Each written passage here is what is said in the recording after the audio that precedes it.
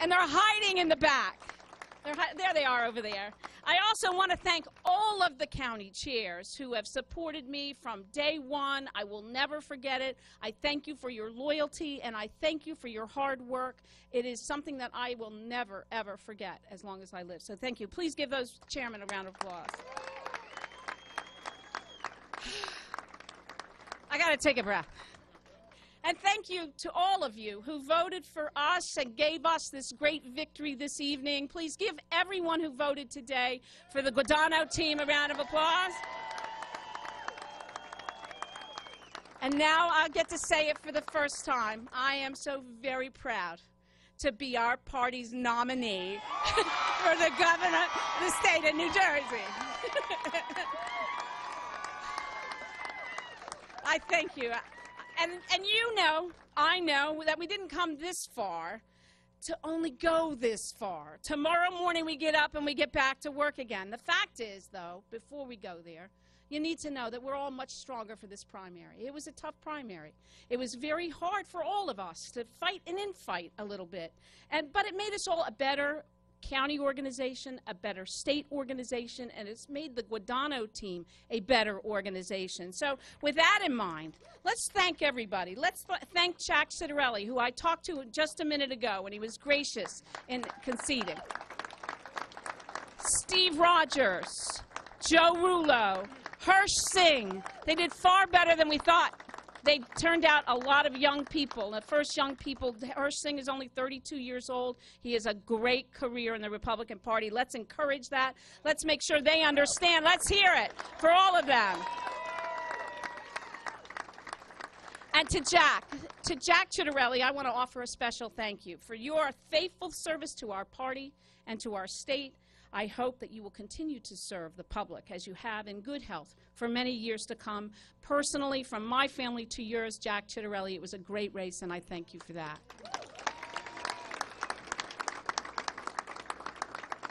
All right. Now you need to know what we're running here for, right? To the people of New Jersey, I'm running for governor based on my values, based on my record, and based on my principles. My principles are Main Street principles. I learned them growing up as I moved from town to town and state to state. When my father lost his job and he had to move to another state to get a better job and a better future for his wife and his 5 children, I learned a lot, and I bring those values today. My 8 years as lieutenant governor has taught me that there are far too many families in New Jersey who live the same way I do. There are far too many families in New Jersey who have to pack up their things and leave because they can no longer afford to stay here. I understand those values. Those are Main Street values.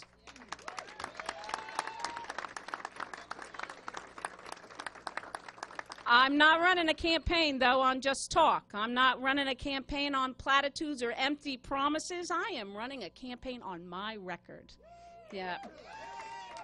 I'm proud of that record, and maybe some of you don't know that. So I'm going to start with, no, I was kidding. I was born in Iowa, I've served as a prosecutor in organized crime and public corruption for most of my professional life. I was the first woman sheriff here in Monmouth County. I think we stacked the room, Sean. Where as the sheriff, I was able to make decisions to protect the public. And over the last 8 years, I've had the honor and the privilege to be the first lieutenant governor of the state of New Jersey. As lieutenant governor, I focused on making government work for all of us, for all of you. I often gave out my cell phone number, and people always laughed, and I always said, well, you pay for it, you should be able to use it. I mean, that's kind of simple. And when you get a phone call at 5 a.m. in the morning from a mother who's standing in an emergency room who says, my son just OD'd and he can't find a bed, can you help? Well, I'm glad I gave out my cell phone number. Or how about the time after Superstorm Sandy hit us, somebody called me in the middle of the night and said, my husband is going back in. You have to stop him. And he went back in to save somebody in Seaside. You know, I don't think anybody thought for 1 second that I was going to be able to stop that man from going into Seaside to save somebody's life, but I do know this. I know the woman on the other end of the line wanted somebody to answer the phone, and I did. That's what I do, and that's what I bring to this office. In my day job, as I often said, I led the Red Tape Commission. I cut through regulations, about 4,000 of them. I see Frank here. He's going to clap. Go ahead, clap. Because I helped Frank a little bit. 4,000 regulations that were in the way of businesses' growth in New Jersey and making it hard for New Jerseyans to grow their businesses here. I led the charge to bring more good-paying jobs to the state of New Jersey, or to keep them here and grow them here. And I helped bring unemployment down from 9.8% to 4.1%. That's good.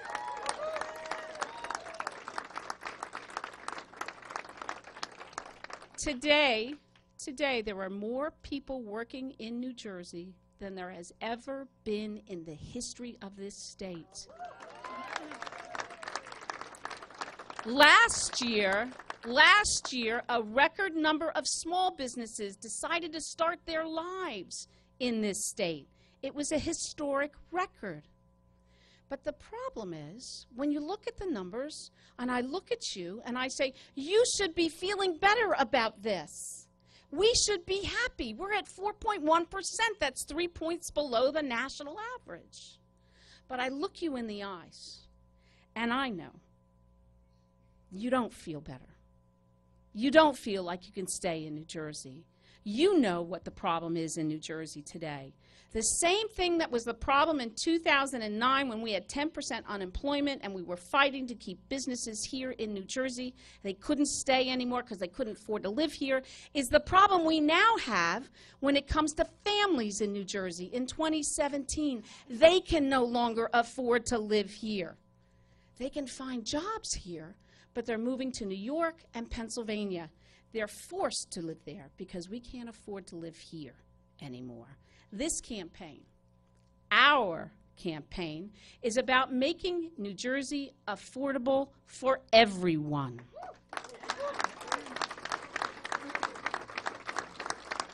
Now, I'm going to take a second. I told you I was going to tell you about my principles and about my values, and now I'm going to tell you, and I was going to tell you about my record. And my principles, my political principles, are based on four simple ideas.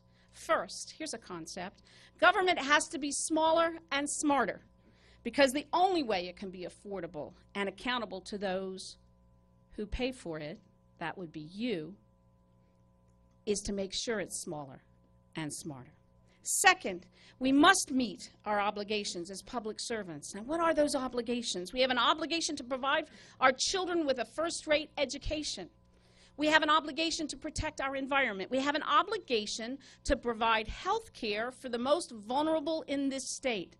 We have an obligation to assure the rights of everyone, no matter their ethnic background, no matter their religion, no matter their sexual orientation in New Jersey.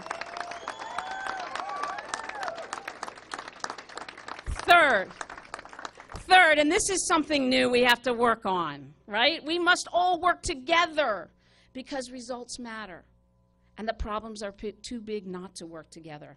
A lot can get done if you don't care who gets the credit.